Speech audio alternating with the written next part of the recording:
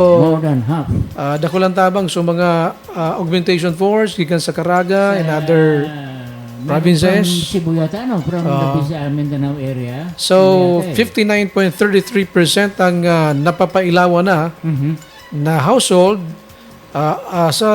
kasi ikaw kita ni 61,330 sa bilog na Catanduanes na household. So 36,387 na. Pero sa barangay, based naman sa barangay, 159 out of 315 barangays. So make it 50.48%. So out of that, more than 50% uya sa Berac and San Andres. How about yung San Norte, Isempel? Wala pa? Duwa na sa ng munisipyo ang day pa ang karamurang buda pandan, anday pa naabot nin kuryente. So, pero digdi sa sa Berac, almost duwa na sa ng barangay anday pa. Kasi 61 na out of 63. Anong barangay Isempel? Anday ta ara baka so rarayo duman mga dugi area. Dugi area siguro most likely. So 96%, 96.83% na ang napapailawan sa Berac. Duwang barangay na sanayan.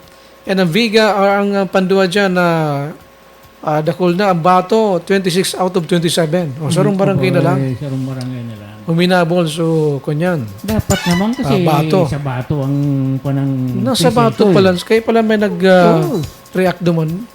Nasa Bato pala ngayon. Ang Bato. Ang official ko. Napataya ang kamo dyan. Talagang maray na nainot man sila. Na matawan ni oras. Diba? Alright, so 96.30% ang Bato. Ang Banuaning San Andres, nasa 76.32% na, 29 out of 38 barangays. Dako lang na, sa San Andres. And with that, naugma kami, ang West Garden Subdivision, Feather 5, konektado yan sa San Andres, Simple. Kaya naugma kami, konektado yan So, kag masuso, yaw sa San Andres. Pero so kilikiligahan nasa San Miguel. San Miguel. Sa San Miguel pala. So Butch ni Course, isempel sa Bagamanok. Pero ang igado ay galat ka, aban-aban na, pagkatapos na muna kinita, isingit ko dyan. Alright, ining manungod sa restoration, 45.83% na yung San Miguel. 11 out of 24. Ang minasunod dyan, ini pong Pangadiba, 9 barangays out of 23. Okay, how about Biga? Ang Bahigmoto, 2 out of 9.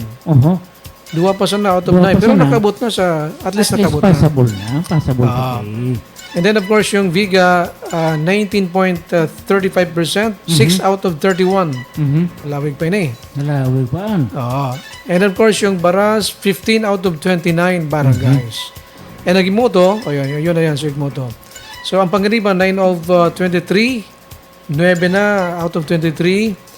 And yun. So, anday patabi ang Pandan and Karamuran. So far, anday pa ni sarong barangay. Mayo pang time frame o timetable para mailawan na ang Pandan and Karamuran area. Siyempre, wala sinasabi dyan. Dumana so ibang mga linemen Kaya lang, so pag-connectar na lang kayo.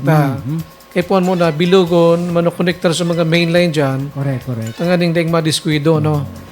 So sa indo dyan, sa mga residente tabi, ang gibigyan nyo, ayuso na sa mga linya. Kaya pag nagkakuryente dyan sa indo, daing madiskuido dyan. Correct. Saro yan sa possible. Alright. Well, anyway, announce nyo, tabi, serbisyo publiko. Alat na, kaparedos ba sige, saro na lang. Okay. So, sabi ko baga na, actually,